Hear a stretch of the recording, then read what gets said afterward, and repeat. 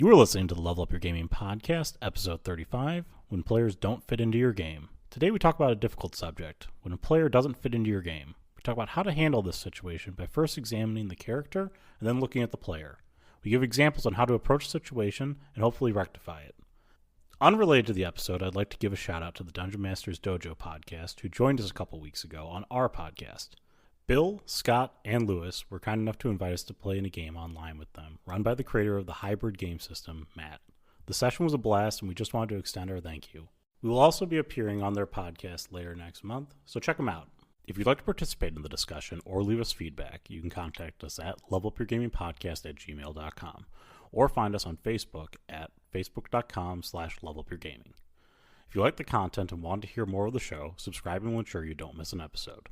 New episodes come out almost every Wednesday. Also, please review, tell a friend about the podcast, or share with your gaming group. Now sit back and enjoy the episode. Welcome into the Level Up Your Gaming podcast. My name is Aaron, and in Georgia, once again joining me on Zoom, he makes sure all the players are welcome at the table, Jared. Hey, everybody. How you doing today, Jared?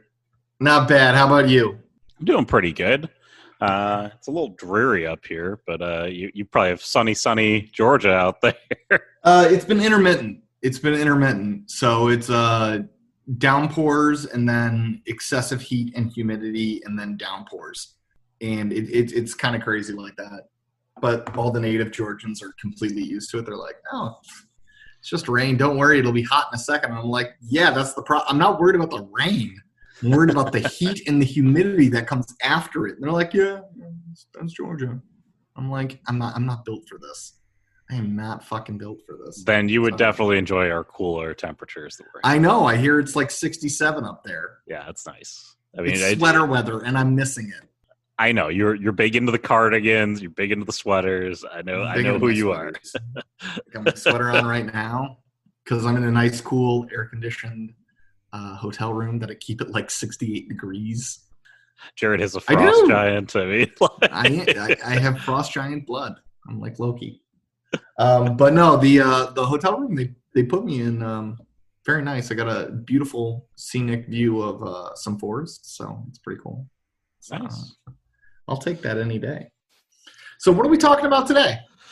So today we are talking about an issue that is probably going to be relatable to a lot of different tables, but it's a funky issue too. It's that situation when a player or a character doesn't fit in with the table, and I would say it's kind of a touchy issue for some people because if you're gaming with friends and you have a gamer who's been with you for a long time or who's joined you for even a short period of time, and you're noticing that their game style and their gameplay doesn't necessarily fit in with you. That's always a tough subject to broach. So where would you start with that, Jared? I would start with the easy stuff, which is what if a character doesn't mesh with what you're trying to accomplish? For example, the comedic character in a game that you're trying consistently to be scary, or you've got the socially centered game that we talked about a few weeks ago. You've got the guy who just always wants to shoot people in the face in the middle of a crowd, and you're like, holy mother of God. So these that's actually the easier challenge of the two. Really, the first thing, if you've got, and it's going to be interesting because when I talk about the player, I'm also going to talk about gathering data. Step back from the situation for a moment. That's what I'm going to advise all GMs, all DMs, and all storytellers, masters of ceremonies. Step back and take a look at what the character is doing. Is the player playing the character as it was created? Because, Aaron and I, we always talk about session 0 and the backstories. The way to prevent this is to be thorough in those moments. Session 0 prevents this kind of stuff from happening. So if you're creating a horror game and this person, was raised by a group of circus-going folk, loved it, loved to be the center of attention, I like to climb on things when I get scared. Uh, like what? You know, or they write "I laugh in the face of darkness," and then there's certain indicators like this character might not work out. Or if you've got easier one, if you've got an action oriented game, and they're like, I'm a computer programmer. And it's like, okay, at the first volley of gunfire, you're going to be under a table. Yeah, you may want to be able to handle, a gun. And again, Jared's right. The session zero is really a good way to try and head off this problem before it ever takes, root and starts going. We would advise a session zero for that. We talked about this in terms of the gathering perspective, but in terms of making sure that your characters mesh, the session zero is really, really important for kind of working that out. I mean, we could probably attest to that in our last section of our investigation series when we kind of switched over to the newer characters, and none of those characters really had a good mesh with one another. They didn't have a good mesh. They didn't even have a good mesh for the organization. I mean, we had a grifter, an IT nerd, and an alcoholic ghost hunter, which was the only one who actually, and then the occultist. Actually, only two of those characters really kind of meshed with the idea of the game, which was yours and Kevin's. Brian and mine really didn't mesh. Even though I think we all kind of enjoyed my character, the IT nerd, kind of running around. And that's one of the parts that I wanted to bring up when talking about the session zero. Because when you've got that person who's like, I want to play the IT nerd in an action game. Let's say it's a game that's centered around global mercenaries. When you see this, do not automatically dismiss it. You need to speak with your player. And I'm not like, sit down, have a conversation over fire and tea, over fire and tea, next to a fire with tea, because, I mean, it would just be a little weird if you're like, let me start this fire on my kitchen table. Hold on a second. So look at them and ask them, is this a story of progress? Is the idea that he starts off an IT nerd and eventually becomes a member of the team in his own right, who can handle himself and will be able to handle computer stuff as well? Because I've done that. I've picked a character that, in one of the games that I did with that previous storyteller, the one we talked about so much, I played a farm boy because I wanted to do the journey of farm boy to warrior. That's what I wanted to do. And he never caught on. He never caught on. But then again, I wasn't clear in communicating it. But he didn't ask, like, what is the plan with this farm boy?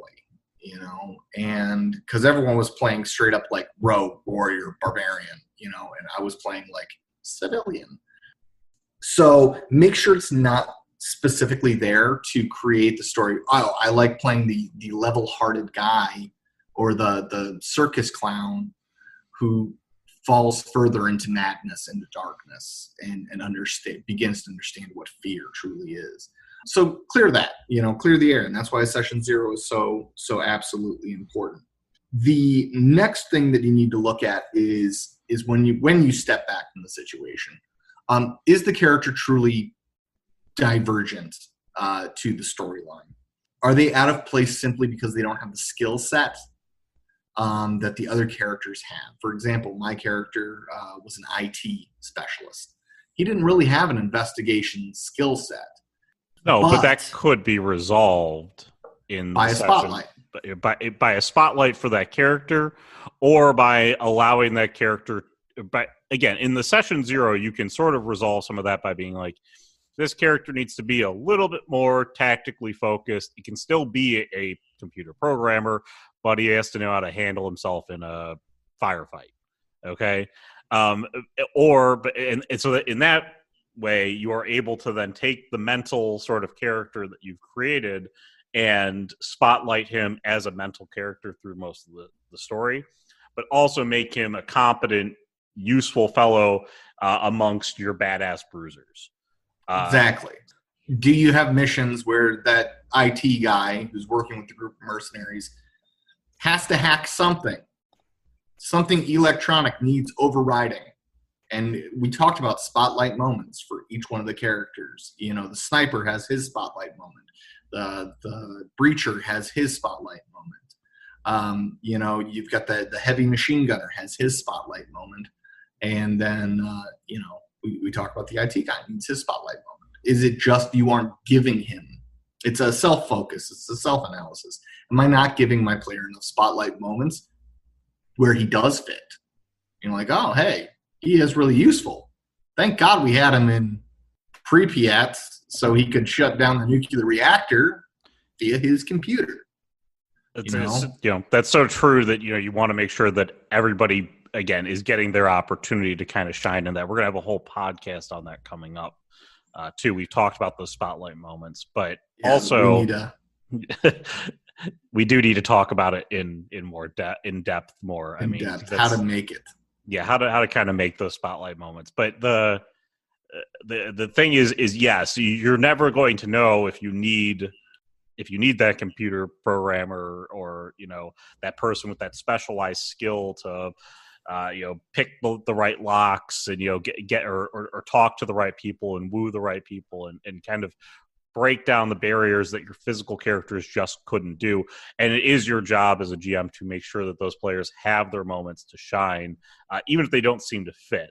But again, if your story is like, we're doing a dungeon crawl and somebody creates the computer programmer, you're probably got to be like, listen, Bob, the computer programmer, it's not going to work. It's just not working out. It's not working out, buddy. It's going to be a dungeon crawl. Are you sure you want to go that route? You're really not going to have a good time. You're not going to fit. So simple solutions when one slips past your session 0 and you've identified that, hey, it's not me. It's the character. It's not mashing. One is a more holistic way. I've always liked this with those jovial characters, utilizing this, which is creating a small story that centers around their background and some dark point of their background. Because it gives the player the opportunity to really show that they are versatile in their role. Because it's hard to, let's take our circus guy, for example. It's hard to be the jovial clown when their mom is the one undergoing a haunting. She's the one who is possessed by some sort of demon. It's hard. And it really can not fire a shot across the bow, but inform the player that, like, I want you in this world. This is the world I'm talking about. And it's an opportunity for a holistic character change. So he can go from, I was all laughy and bouncy and yada yada and full of energy. And then my mom got possessed by a demon. And that's really when I started taking this crap seriously. That's when I said, oh my God, it came home. When things come home, things can get super serious really quickly. But mind you, this is more for that player that he created this character. He is a great player. He will rise to this opportunity and still won't be playing a complete idiot during the story. But remember, during these small stories that are like, Bob's mom has the demon, you're not forgetting the rest of your players. They need their spotlight moments. They need to be as just as involved in the story as the other character. You got to remember, it's a difficult line. Okay, it is a difficult line. But it's doable. And if you do it right, you plan out those sessions, you make sure you got a solid story, it's something of magic. And then the last point is a simple, like, how do I deal with a character that's not great for the story? Like, I gave him the opportunity to holistically change. I've checked to make sure they got a spotlight. And, it's just a character that's just nothing's working. Thank God we live in the world of role-playing where, you know what? Let's just change characters. It's typically the right point in time. Yeah, it just decide have an open conversation. Just be like, are you enjoying playing the character? Are you, do you feel? Oh, they're always going to enjoy it. They're always going to enjoy it. Yeah, but if your character doesn't fit, typically you tend to feel like you're not contributing as well, and those are tough situations when you're sitting there and you are, it's like let's say we have we have the 3-man weave going, and I have 2 players who are shining left and right, and that third player rarely gets an opportunity to shine. That's just really, really tough when you're a GM, and when you're a player sitting in that situation. You feel like I'm being left out of this story, and I'm not contributing, and I'm not having fun anymore. And that's always the hard part there. So when the player stops feeling like the game is fun, then that's when you have to have that conversation and go, well, do you want to change characters? What is it that isn't enjoyable about this? And you can bring up, listen, your character for the campaign and how the campaign has kind of evolved and where we're going with the campaign. I can let you know your character isn't the best. You don't have to say the best designed or anything like that, but you can let them know that the character just doesn't. Maybe you'd have a more fun time playing a character that's more suited to the situation at hand. Absolutely, and it comes down to how I generally judge this is because you got to remember: are my players having fun? Is it advancing the story? But don't forget, am I having fun? Is this character ruining the story that you created so he can have fun? Is it affecting the other players? So that's really where I look at a character change. It's like, hey, I can try to salvage the character, I can try to turn that character holistically into my methodology, into what we're trying to accomplish. But if you're not having fun telling the story with the character in there because you worked super hard at creating this very scary forest and this very terrifying dungeon, and they're the one just, I fart super bad. See, it's funny. It ruins the mood. Unfortunately, it ruins the mood. It can ruin your enjoyment for the story you're telling. And again, your enjoyment likely is derived from your players enjoying the experience. If the other 2 players love the game and one person's just not ruin it, just kind of ruining it like left and right, like it's tough. It's really really tough. But you have an open and honest conversation about it. Yeah, you have an open and honest conversation. Hey, we need you to change that character because it's not meshing. It's not meshing with the group or what I'm trying to build. And they might say, well, I'm not going to do that or whatever. And that's when you have to move into the players that do not mesh with your game. Yes. And I mean, so going back to our early days of gaming, there's a lot of reasons why players might not mesh with one another. I remember just personality-wise, when we gamed with Steve, you and Steve have very similar personalities, and they just butt up right against each other. Like, you can't have 2 of those personalities in the room. It was like 2 positive magnets, and you're trying to put them together, but they just keep repelling each other. It's like putting 2 angry bulls together and just like watching them go. Just the fucking horns. It was very bad. It was, we did not mesh. The funny thing is that we did have very similar personalities. That's one of the reasons why you tend not to mesh with similar, just strong personalities and strong opinions on things. I mean, it's just it came down to Highlander. There can be only one. And don't get me wrong, we probably could have worked through those things. I mean, Steve ended up falling out of our gaming group after a period of time. I think he just started, once we hit high school, a lot of our gaming groups started going different ways because you make more friends as you go school to school to school. And he thought it was really cool to do a lot of drugs. Yeah, I mean, and again, Steve, if you're listening to us here, we all I always enjoyed gaming with you. I mean, we'd always welcome you back to the table.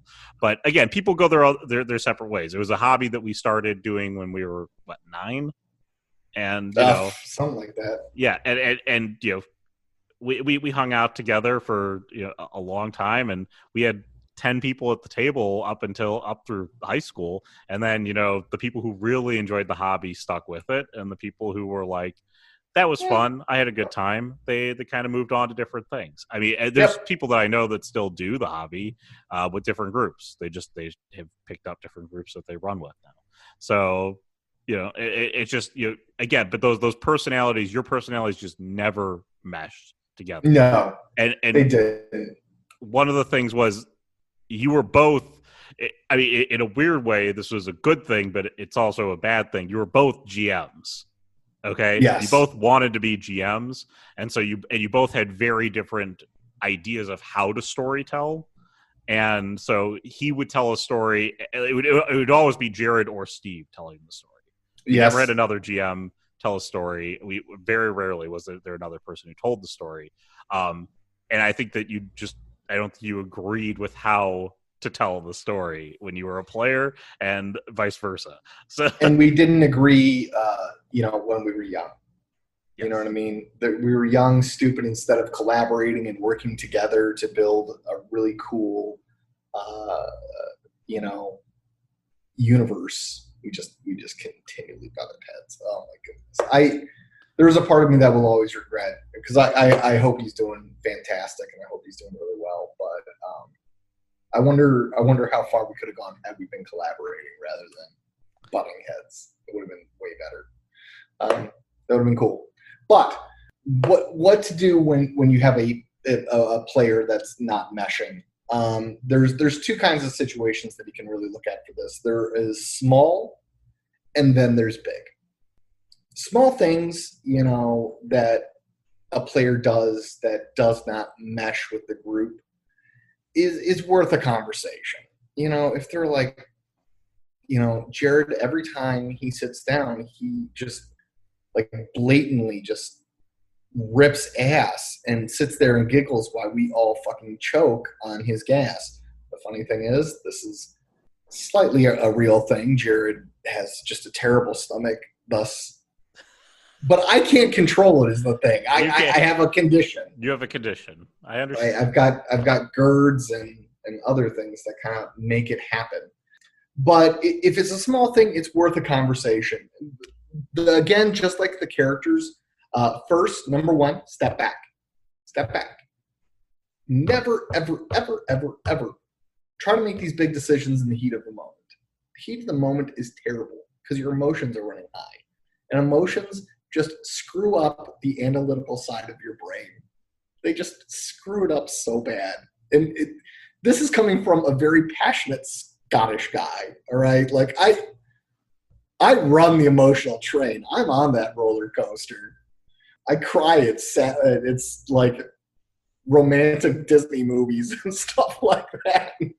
I get super dicked over some things. I'm an emotional person.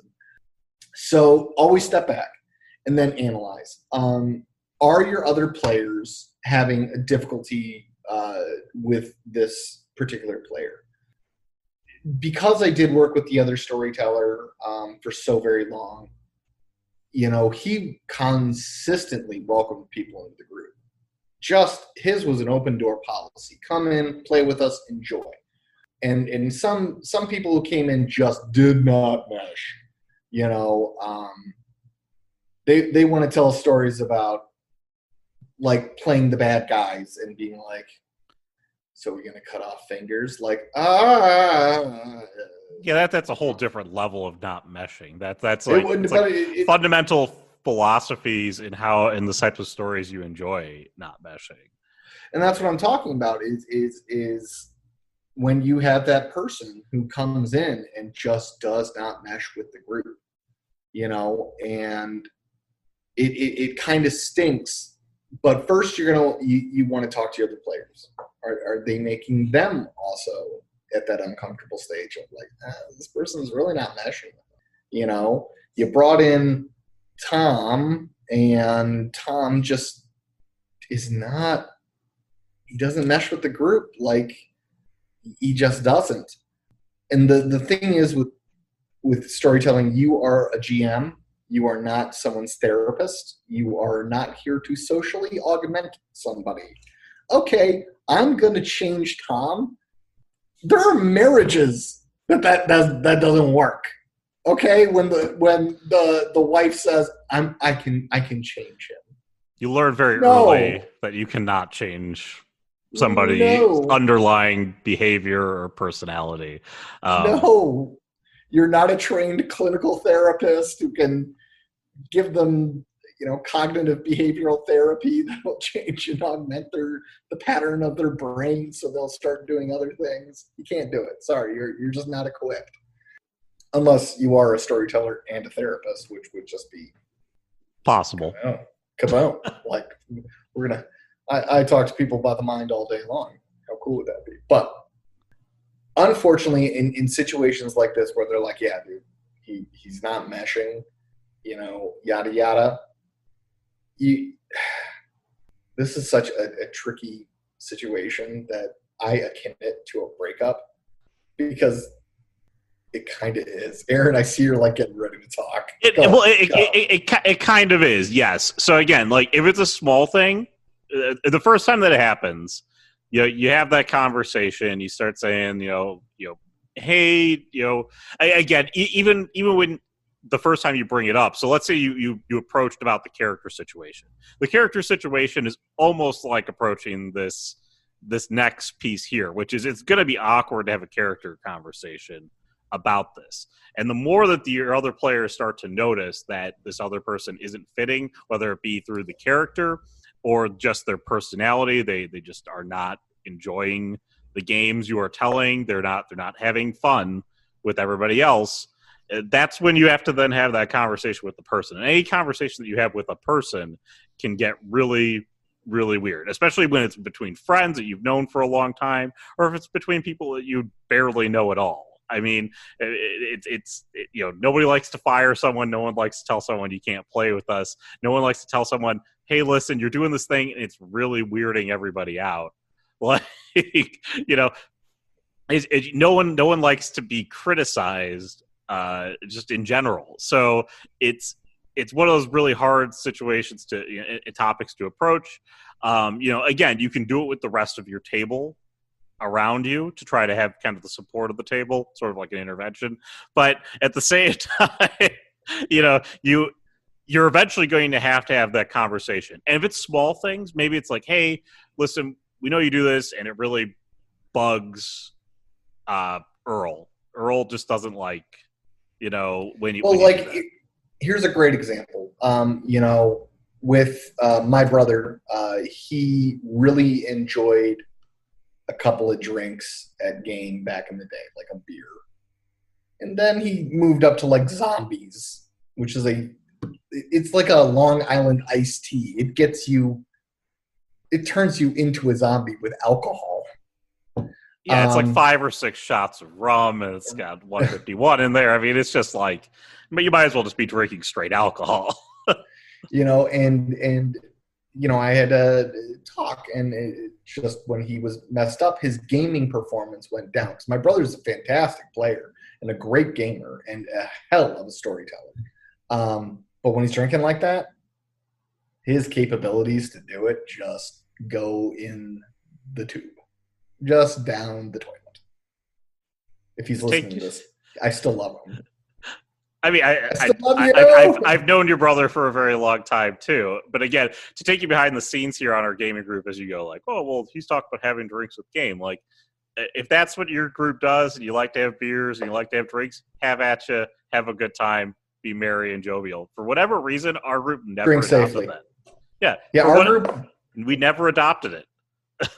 No, we didn't. I don't know why. But no, there are groups out there that they will have drinks during game and they will enjoy it, and that's the level that they look for. But I don't think anyone sits there and goes, "Oh, Jared is fucked up." Yeah, no, your brother took it to another level. Your brother, which again, I love you, Jay, but your brother would get destroyed. And your brother is unfortunately, he's not a heavy drinker. He's like you. 2 drinks and he's toast. He's a cheap date. So I'm a very cheap date. If anyone wants to take me out, 2 beers, two maybe 3, because I don't really drink. That's why, like 2 or 3 beers, and because for a guy who like has a beer I don't know, once, twice, maybe 3 times a year. Like, and I'm talking a beer. So, it's big things like that. They seem big, but, just telling someone like, hey, would you mind cutting down on drinking during game because you get so wasted that you pass out at the table? At a point where you're not responding to the trap that I elegantly laid out for you. I consider that an easy one, maybe because I've traversed that hurdle. But that's something that's easy. Like, hey, just don't. I'm not saying don't have a beer. I'm saying don't have 6 beers. I'm fine. But if they're gonna push that, like, no, I'm fine. Then we're talking about psychology and therapy and social augmenting. Somebody who might have an alcohol problem. I don't know.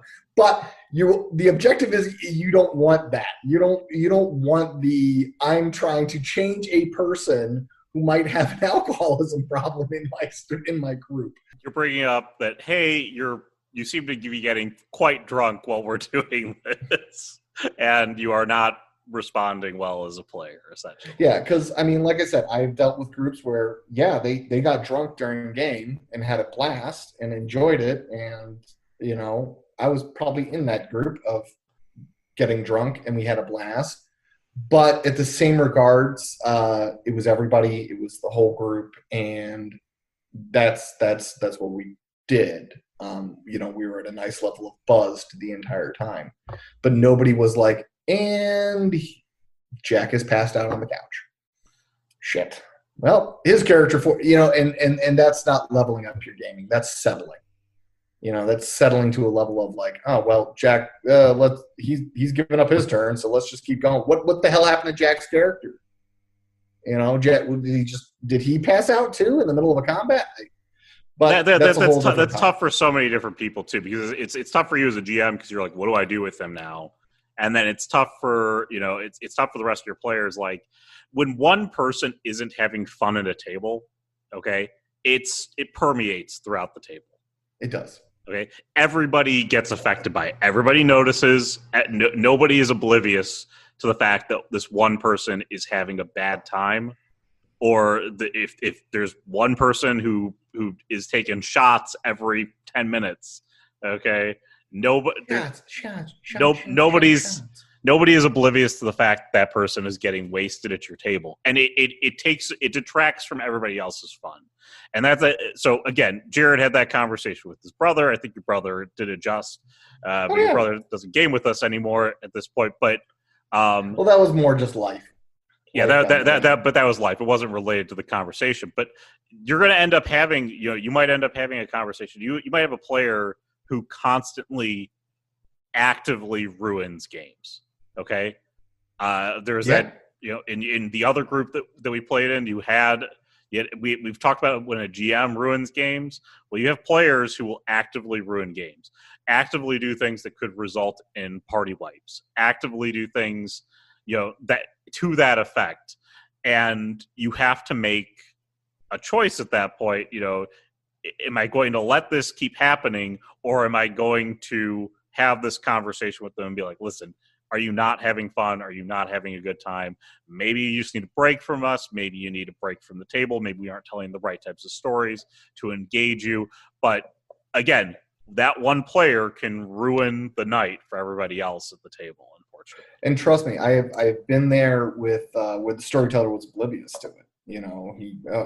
Everyone got wiped out. Create new characters. But that was that one storyteller's thing. Just create new characters. Like, no, for me, creating a stick character is it's a process. I don't just roll dice. I need a background story. Let us talk about the time he received his first Fabergé egg. I don't. That's me. There. Again, all rules center around: is the party having fun? Are you having fun? Are people happy and having fun? So, but the player who's actively party wiping and doing that thing, it stinks because you're friends with that person. And you know what? It's I think I can kind of make an example that I think would be fair. Aaron is super fit, into fitness, does these Spartan races and all sorts of stuff. Aaron, super fit. Me, not so super fit. Aaron does not invite me to the Spartan races. Why? Because he knows that I'm probably not going to have a good time. It's just not my bag.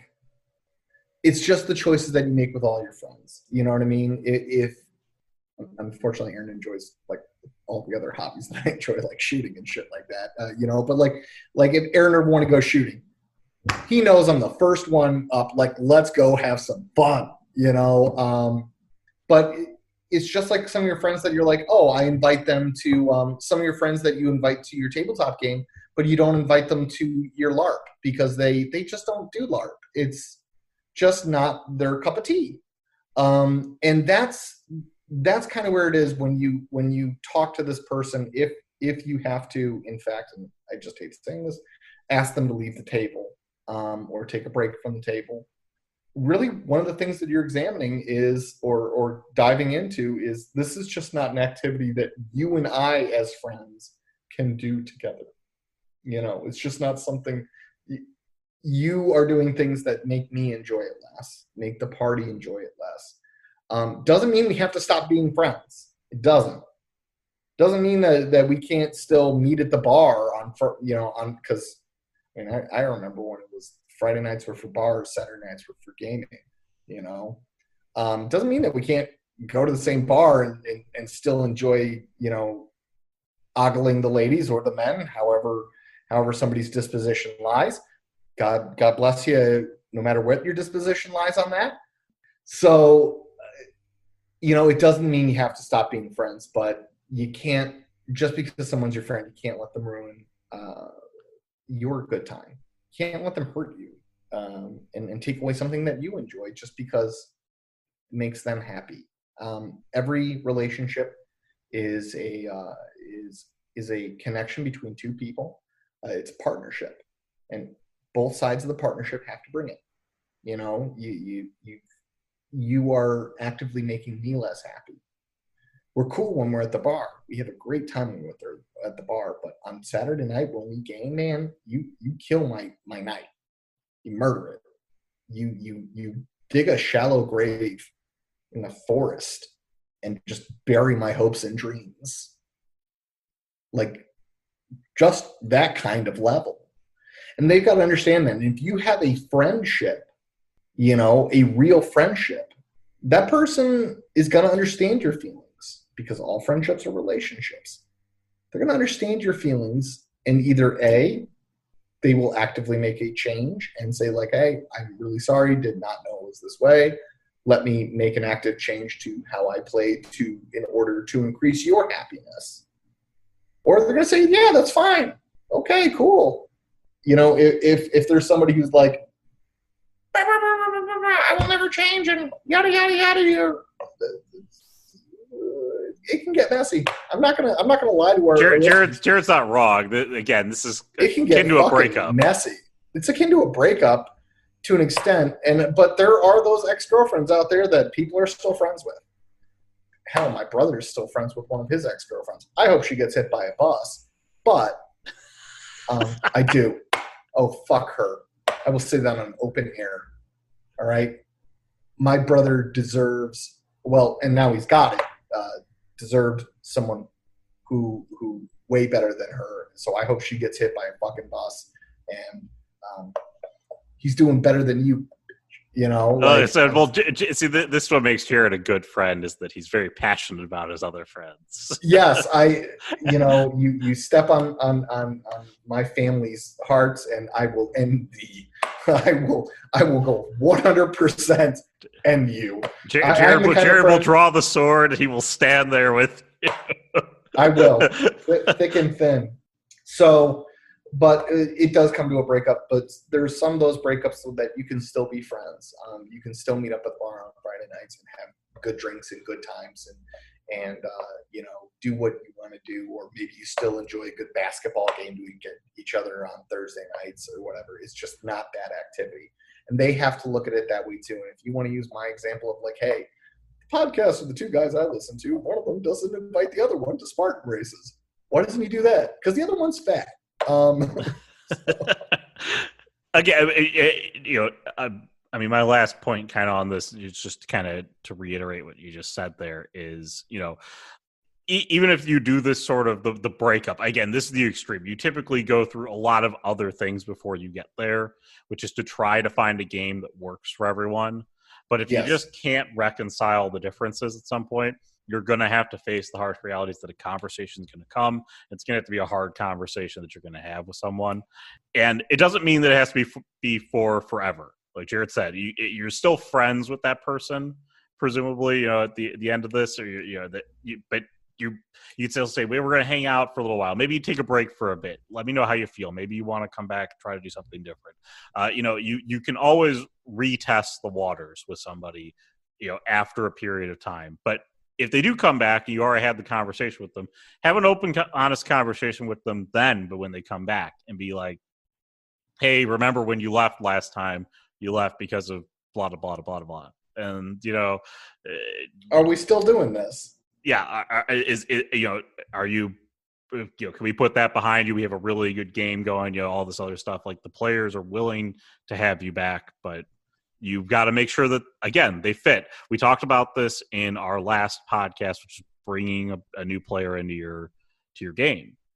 And, that's it. You want to make sure that those players fit when they come into your game.